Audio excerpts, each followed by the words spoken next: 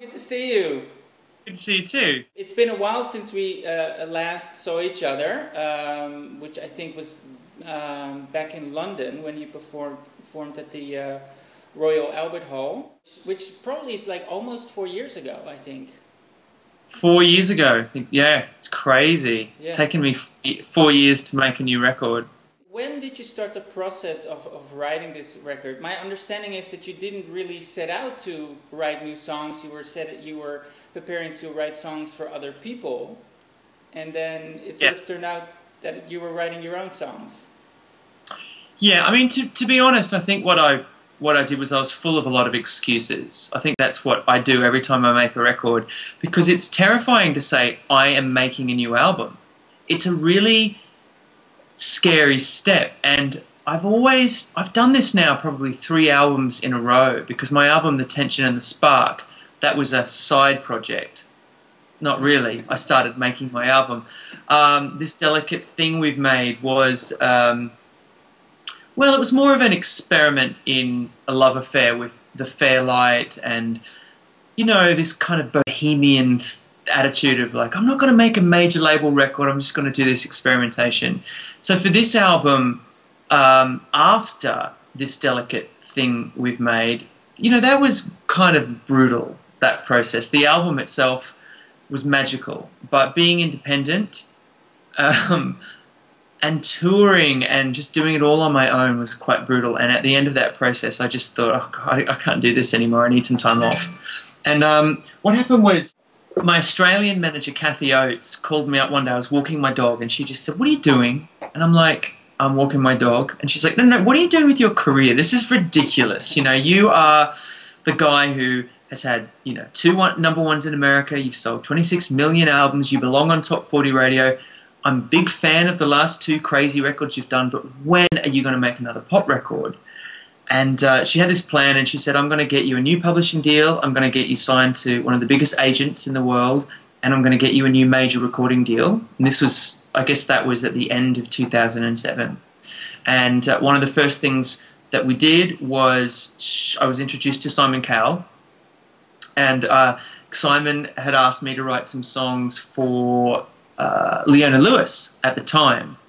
And I went to Sweden, you know where this is going, and I met the incredible co-writer and producer Carl Falk, and we wrote a song together called Blackout the Sun, and I couldn't give it to Leona Lewis. I finished the song, I actually sang it the day Michael Jackson passed away. It was really sad, actually. The song isn't about Michael, but it was this incredibly powerful moment in my life where I realized that the man who had lit this flame in me as an artist was gone from the world, and all of a sudden I still carry this torch.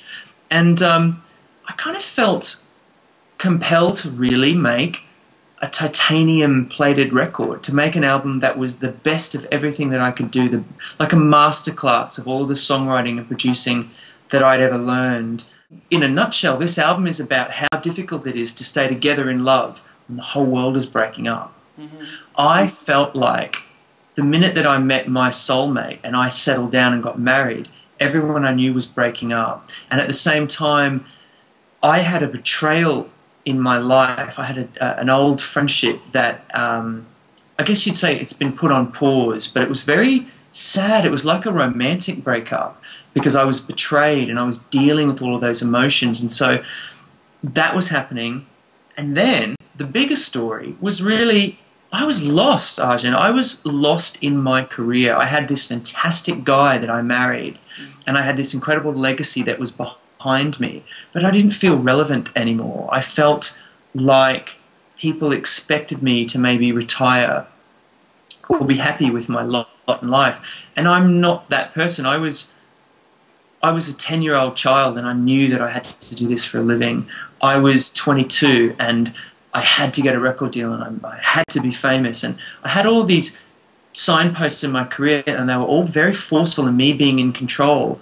And 4 years ago in my life, that professional aspect of my career, it just wasn't really, I wasn't reaching the audiences, and I wasn't reaching the height that I wanted my music to. And I guess it's fair to say I felt really lost. And so a lot of the themes on the record are about understanding that sometimes to get through the fire, you have to walk through the fire, you know. And the analogy on this record is all about the ocean and the sea, and how, you know, the idea that there are temptations and there are detractors in your life along your journey, and that you have to just block that out, and you have to look into the sunset and think, no, there's going to be another sunrise. I have to get through these rough waters.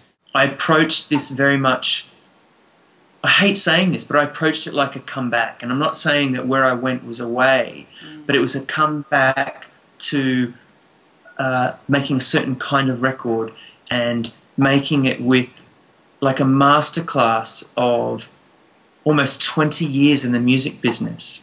Next year will be, I think, 19 years since I first got on stage with a band. And, you know, I've learned a lot, and I've made a lot of mistakes, but I've also had a lot of incredibly lucky experiences, and I was trying to put it all together in this one record.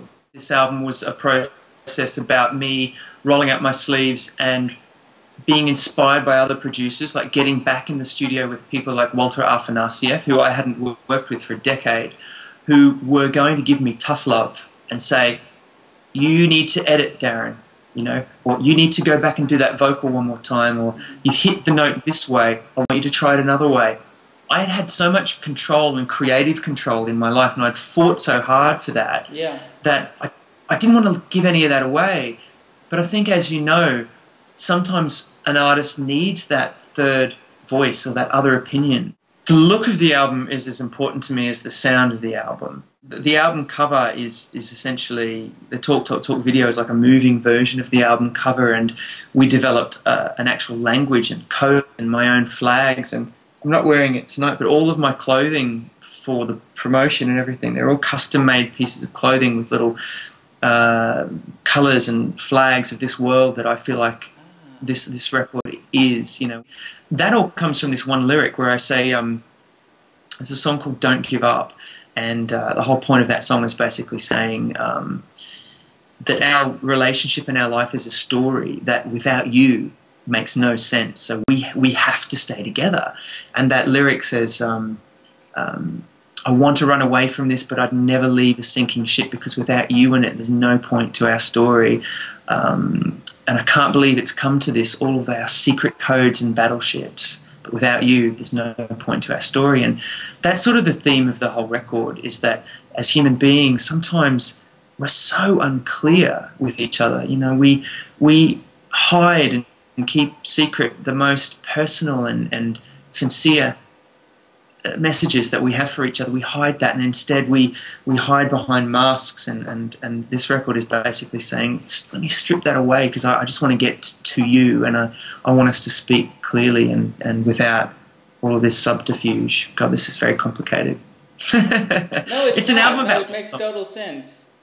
Yeah. I've worked so hard on this record, and I'm so grateful for anyone's attention, you know, obviously yours, and anyone's attention who gives me the time of day to talk about it. And it makes me feel like that then I have to work so hard to repay that, and I'm doing that. I'm running myself into the ground, but it's the most it's the sweetest exhaustion. Well, thank you very much. Go get some sleep, I guess, at this point, or maybe I will unwind a little first. But thank you, and I'm sure I'll see you very soon, hopefully here in the States.